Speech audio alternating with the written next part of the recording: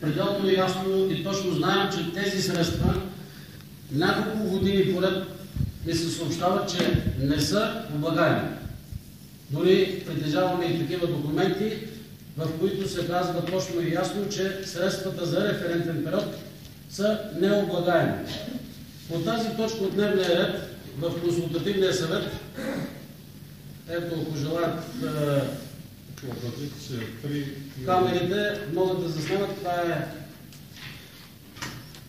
отговора, че средствата са необлагаеми. От НАП, Главна дирекция НАП. По тази точка имаше дебат в консултативния съвет, където стана ясно, че на никой не му е ясно дали средствата са облагаеми или не. Единственото нещо, което стана ясно е, че не е ясно на никого. Имаше представители от Министерството на финансите, имаше от НАП представител и просто си прехвърляха топката един на друг, без да се вземе адекватно решение или без да се даде адекватен отговор на тютюнопроизводителите, дали тези средства са облагаеми или не. Ние имаме становището и на директори, отделни директори на службите, на НАП, които в отговор на питане казват, че тези средства са необлагаеми. По този въпрос не се реши нищо. Следващия въпрос беше промяна на закона. Това беше първа точка от дневния ред, между другото, на консултативния съвет. Втора точка промяна на закона. Закона за тютюна и тютюневите изделия. Прочете се това, което предлагат като проекто закон за промяна на закона, без да се гласува, без да се взема мнението на който и да е било. Направиха се изказване от председателя на Национална асоциация Цветан Филев, от председателя на Сдружението на ориенталските тютюнопроизводители Арбен Мименов и фирмите, търговските фирми, от което става ясно, че единственият интерес за промяната на закона за тютюна и тютюневите изделия имат фирмите, а също така и ръководителите на така наречените в кавички неправителствени организации.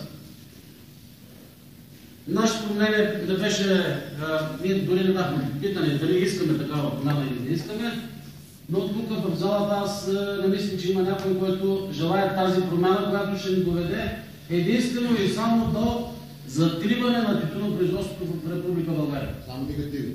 На нас това не е пределно ясно. Ние имахме една промяна на закона през 2012 година, с която промяна на всеки стана ясно, че беше положителна. Или, по-кратко казано, беше либерализиран закона за тютюна.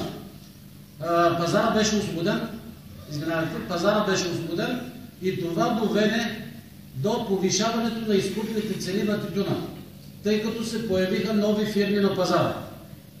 Никой не може да отрече в тази зала това, че не са се повишили изкупните цени. Нали така? Сега, когато вече виждаме, че ние отбелязваме ръст в изкупните цени, някои господа решиха, че това не е справедливо за тях обаче, не за нас. За нас беше много справедливо, защото видяхме какви са нещата, които получихме. Положителните ефекти всъщност на закона видяхме какви са. Така че взеха решение, че този закон трябва да се промени. Ние не можахме да се намесим. Проведаха се няколко срещи в България за промяната на закона, тъй като аз поисках публичен дебат да се направи и да видим колко тютюнопроизводители са за тази промяна. На този дебат, знаете ли как започваше разговора? Искате ли сигурност? Естествено всички тютюнопроизводители искаме сигурност. След което се преминава към гласуване. Ако искате сигурност, трябва да гласуваме за промяна на закона за тютюна. И всички гласуват, без да знаят какво ще им донесе тази промяна. Аз искам да изтъкна няколко аргумента. По точката за промяната на закона взех отношение в Министерството на земеделието на консултативния съвет, където казах ясно: добре, тръгваме да променяме закона. Но стъпваме на нищо. Ние нямаме цифри, нямаме никакви данни. Какви количества тютюн са произведени, какви количества тютюн ще се договорят, ако този закон бъде променен. И поисках всички търговски фирми, които са на българския пазар, да направят заявки или най-малкото, ако ще и устно дори, в Министерството на земеделието да си дадат тези заявки, да кажат с какви намерения са за 2015 година, какви количества ще бъдат изкупени. Там щеше да блесне точно и ясно, че количествата, които ще се договорят през 2015 година, ще паднат на 50%, уважаеми колеги. 50%. За мен е пределно ясно, че за сорт басми няма да бъдат договорени повече от 8-10 000 тона тютюн. При положение, че в България се произвеждат между 18 и 20 000 тона. Какво правим с останалите количества? Вече сме в началото на март, вече сме в началото на кампанията, когато започва расопроизводството. Бай Мехмед от Токачка, Крумовградско, въобще не му е ясно, че ако няма договор за производство на тютюн, за изкупуване на продукцията, той няма право да произвежда тютюн. Ако не е регистриран тютюнопроизводител, той също няма право да произвежда тютюн. Същото се отнася и за търговските фирми. Ако фирмата не е регистрирана в Министерството на земеделието, че трябва да ще изкупи тютюн от България, значи тя няма право да купува. Което какво означава? За мен едно нещо.